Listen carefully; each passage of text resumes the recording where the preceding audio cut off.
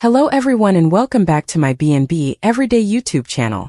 I hope you guys are having a wonderful day. Before we start, please hit the subscribe button and give this video a thumbs up. Steffy world may spin out while Finn deals with his marriage being at threat. Hope may also get a shock. For starters, Finn will have to decide whether he'll go through with his Luna maternity concession. So far, Finn has been standing his ground with Poppy and intends to come clean to Steffy about being Luna's biopater. Still, Steffy's going to flip out once she learns he hooked up with Poppy all those times agone. And sired Luna, if Finn sticks to his concession plan, Finn's marriage will get thrown into fermentation due to having yet another felonious family member who's extorted annihilation. Steffy has formerly plotted with Finn having Sheila as his birth mama. So will Luna being his son push her over the edge? That'll remain a concern for Finn as this plot blows up for February reaches. We also have to talk about Daphne sweats to betray Carter down from Hope and eventually restore Forrester power.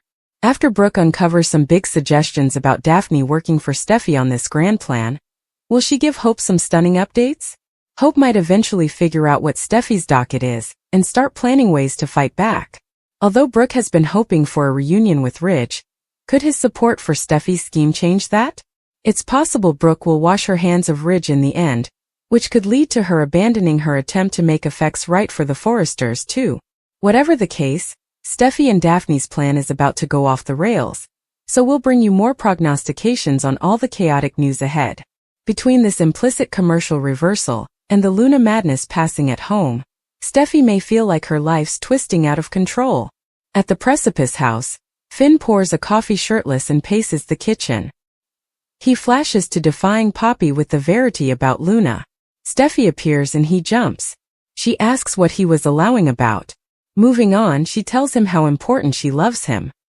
He kept her awake with his tossing and turning all night, so she knows commodity is on his mind. Steffy assures Finn they'll bandy it tonight. She has to get to the office. He kisses her and she leaves. Formerly alone, Finn asks himself, how do I tell her? How do I tell her Luna's my son? At Il Giardino, Poppy learns over the phone that Finn isn't at work yet. She declines to leave a communication and disconnects. Cleric renewals her coffee mug and asks if she's okay. He's guessing she's had a lot of rough nights what with everything her son's done. He apologizes for how that sounded. He knows she loves Luna despite all of that, but it has to be hard to live with the knowledge that she committed those crimes. Tom and Hollis were good men and good musketeers of his. Poppy's sorry. Cleric can't help but wonder if Luna had known her father whether effects would have turned out else. Cleric directs Poppy's attention to the homage print of Tom and Hollis. He says Tom had a heart of gold. He thinks it would have made a huge difference in Luna's life if she'd known her old man. Poppy suddenly has to go. Luna takes responsibility. At Bill's place, Luna gratuities up when he walks into the room. She asks him about a tense discussion she eavesdropped him having in his office. He says it was the captivity letting him know she's had a couple of callers. Your mama and Finn. Luna pouts. She's surprised Finn would indeed want to see her. Luna goes overly having major issues with her mama, meaning she and Finn no way got to hang out much. She looked up to him, however, because he was aged. Bill addresses about how tough it was for Liam to see Steffy go off with another man, but he gives Finn credit for how he handled it. Luna would love to see him again. Bill reminds her no bone can know she's there, including your kinsman.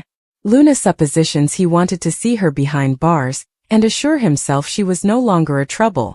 She can't condemn him after what she did to Steffy. Bill's glad that Luna can see that she nearly bring Finn everything. Thankfully Steffy is fine, the kiddies have their mama, and everyone there's doing well. Luna's sure Finn hopes she rots in captivity. Bill knows that hurts her. Luna sniffs. She wishes Finn could see her with new eyes ever. Formerly alone, Luna flashes to holding Steffy internee in the pen and writing her that she'll no way see Finn again. Crying, she whispers, I'm sorry. I hope you can forgive me one day, kinsman. At the Forrester manse, Ridge hands Taylor a coffee and they kiss. She suppositions it's not easy for him not going into the office every day. He says it's not and remarks on how glad he's that they're living there together until they find commodity further endless. She muses, further endless. I like the sound of that. They kiss. Ridge apologizes again for her having to hear to Brooke last night. Taylor meant what she said. She's confident in him and their love for each other. She loves the sound of an endless future more and more. They kiss and spoon. Steffi arrives and interrupts the canoodling session. Taylor asks how it went with Steffi's anniversary last night. Steffi shafts. She says she and Finn put everything away and concentrated on each other. Taylor and Rich phenomenon over how Steffi and Finn's relationship began in the sanitarium. She knew also he was the man she'd spend her life with. Steffi remarks on them chancing their way back to each other. Rich reflects that Steffi and Finn crushed a lot. They talk about Luna kidnapping Steffi and nearly taking her life. They're glad she's behind bars. Steffi declares, that's where she'll stay for the rest of her life. Steffi will no way forget being in that pen. So near to death with Luna at her craziest. They marvel that Finn no way gave up. He moved heaven and earth to deliver her. Thankfully, we no way have to worry about Luna again. Poppy bursts into Finn's office and says she had to see him. Tell me you didn't tell Steffi that Luna is your child. Finn tells Poppy he went to the captivity to see Luna, but she wasn't there. Where is she, Poppy? Where is our son? He remarks on how weird it's to say that, and also asks if Poppy and the captivity officers are keeping her down from him. Poppy denies it and explains she couldn't get answers at the captivity. Moreover, she pleads for him to keep this between them.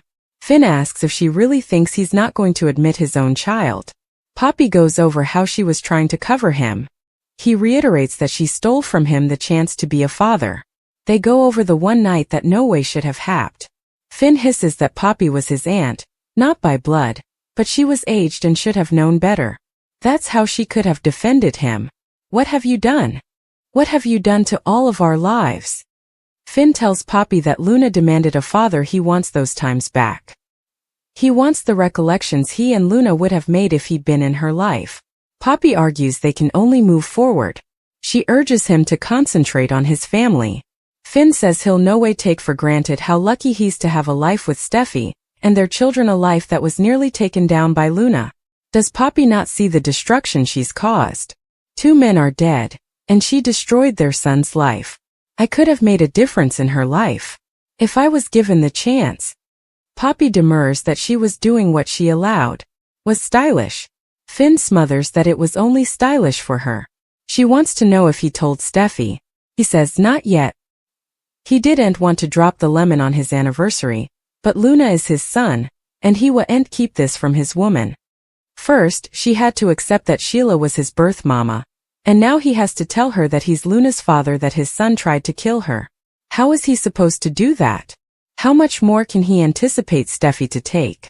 Just also, he gets a textbook from Steffi saying she loves him and is allowing of him. Finn looks morose.